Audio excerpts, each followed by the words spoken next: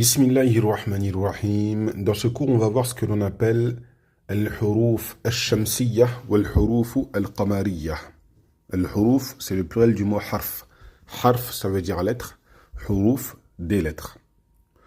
Alors, ici, l'on traduit dans le livre Al-Qa'idatu al-Madaniyya en français. Ils ont traduit al-shamsiyya et al-qamariyya. Donc, al-shams, c'est le soleil. C'est le soleil. Donc là, ils ont dit le lemme solaire. Donc, al-lam al-shamsiyya. Et pendant que j'y pense, avec le cours qu'on a fait, enfin le cours précédent, on peut dire que ici, shamsiyya, il y a une tamarbuta à la fin. C'est pour ça que je m'arrête comme ça, shamsiyya. Je ne dis pas shamsiyya, ya, non, shamsiyya. Pourquoi? Parce qu'à la fin, il y a une tamarbuta que j'ai remplacée par une ha, étant donné que je m'arrête dessus. Donc, en réalité, si je ne m'arrêtais pas dessus, sur ce mot shamsiyya, je dirais al-lamu al-shamsiyyatu. Taïb. Donc, ici, pour revenir à ce que l'on disait, ils l'ont traduit. Le lam solaire, et pour al-lam al-qamariyya, ils ont dit la lam lunaire. Donc, shams, c'est le soleil, donc solaire, soleil, shamsiyya, et al-qamar, c'est la lune. Al-qamariyya, qamar, lune, lunaire. Wallahu a'lam. Mon avis, c'est que il ne faut pas traduire al-shamsiyya par solaire et al-qamariyya par lunaire. Il ne faut pas les traduire, il faut les laisser en arabe. Il y en a, ça a un sens. Leur appellation, elle a un sens. Et vous allez comprendre, on va le faire, Inch'Allah ta'ala, vous allez comprendre pourquoi on appelait al-shamsiyya, shamsiyya, et al-qamariyya, qamariyya. On y va. Donc on commence par la droite. Des exemples avec le lemme lunaire. Al-qamariyya. Donc ici, regardez, vous avez L. Donc Elif, lemme en rose, à chaque fois. Ici, donc à droite, à chaque fois, on va prononcer la lemme. La lemme qui est une soukoun, là, on va la prononcer. Donc pour lire le premier mot, enfin le premier groupe de mots, on dira wal bahri. Wal bahri. Comme ça. On ne dira pas wa'el, wa'el. Pourquoi? Parce que juste avant, le alif, c'est une hamza de l'wasl. C'est une hamza de l'wasl. Et on avait vu précédemment que la hamza de l'wasl, elle prend le jugement de la lettre qui la précède. Donc ici, en d'autres termes, on fait comme si elle n'existait pas. On dit wal, wal bahr. Et on ne dit pas wa'el, wa'el. Non, on va dire wal. Donc on y va. On va lire tous les mots, Inch'Allah ta'ala. Et après, on passera au deuxième tableau. On y va. Wal bahri. Al jam'u. Wal hamdu. Wal khayla. Al ghadabu. Wal fajri. Al-Karbi, Al-Mulku, Al-Wa'du, Al-Yamini. Jusque-là, rien de compliqué. Si vous avez le Alif Lam, le L, que vous voyez en rose là, en tout début, la première lettre, donc la Hamza de l'Wasl, vous la prononcez avec le son A. Vous dites L, L. S'il y a quelque chose avant, enfin, la hamza de l'wasl, elle prendra la haraka, la même haraka que la lettre qui se trouve avant.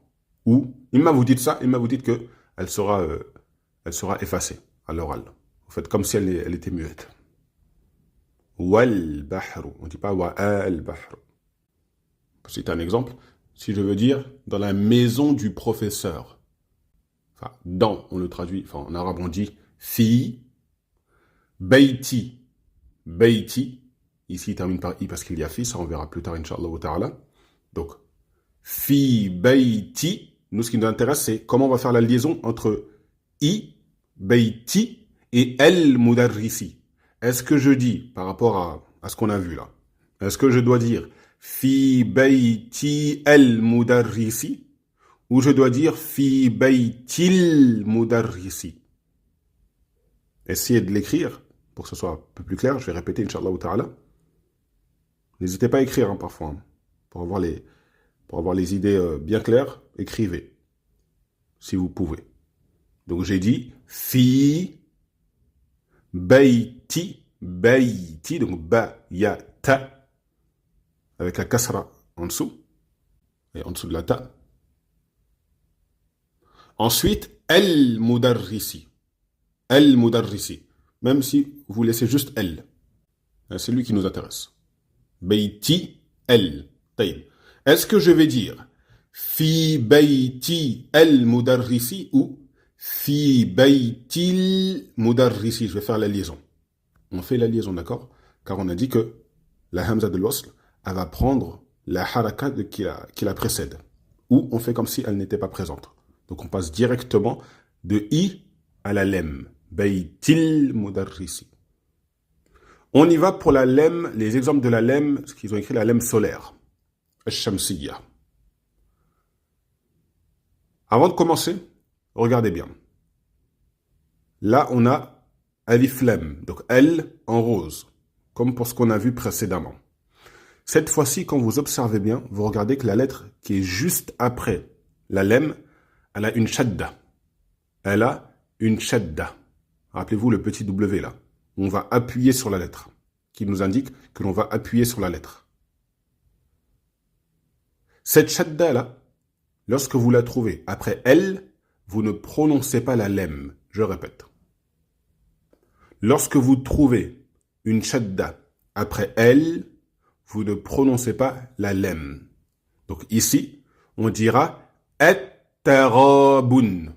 On ne dit pas al-tarabun. Al-tarabun. Non, on va dire at-tarabun. Tarabuni. Je n'ai pas dit la kasra en dernier. Je reprends at-tarabuni. Nous, on essaye de tout lire. Car on est dans l'apprentissage de la lecture. Illa, en arabe, on dit comme ça, at-tarabun. On ne prononce pas la dernière haraka. Le deuxième mot, du coup, on regarde bien. Il y a L, donc le L, on l'a en rose. Juste après, est-ce qu'on a une shadda? Non, on a une shadda. Donc on dira al-thabiti et pas al-thabiti. C'est trop lourd. Les Arabes, ils n'aiment pas ce qui est lourd. Ça, c'est lourd pour les Arabes. Al-th. C'est trop lourd. Donc on va dire al-thabiti. On y va la deuxième ligne. Ad-du'a. Et on ne dira pas al-du'a. Non. Donc normalement c'est clair. On va pouvoir partir sur la lecture, Inch'Allah ta'ala. Et même normalement, vous avez compris pourquoi j'ai dit qu'il était mieux de laisser Ash-Shamsiyya, de ne pas le traduire en solaire, de ne pas traduire Ash-Shamsiyya par le mot solaire, ni Al-Qamariyya par le mot lunaire. Si vous n'avez pas compris, à la fin, je ferai une remarque dessus, Inch'Allah ta'ala. Enfin, je donnerai la réponse. Pourquoi j'ai dit que le mieux, c'était de ne pas les traduire. On y va pour les mots. At-tarabuni. At-thabiti. Ad-du'a. Ad-dhahaba. Was-sa'atu. Ash-shimali. Attention, juste là, attention. Ash-shi. La kasra, elle est par rapport à la shadda, on l'avait déjà vu. Ce n'est pas par rapport à la lettre. L'accent, il se trouve en haut de la lettre, mais il est en dessous de la shadda. Donc c'est une kasra. Donc faites attention à ça. On poursuit. L'avant-dernière ligne. As-samadu. Wa-turi. Wa-zahiru. An-nouri. Donc retenez juste que lorsque vous avez alif lam et après une shadda, vous ne prononcez pas la lem. Sinon, vous la prononcez. Donc, pourquoi j'ai dit qu'il était mieux de dire al-shamsiyya et al-qamariyya?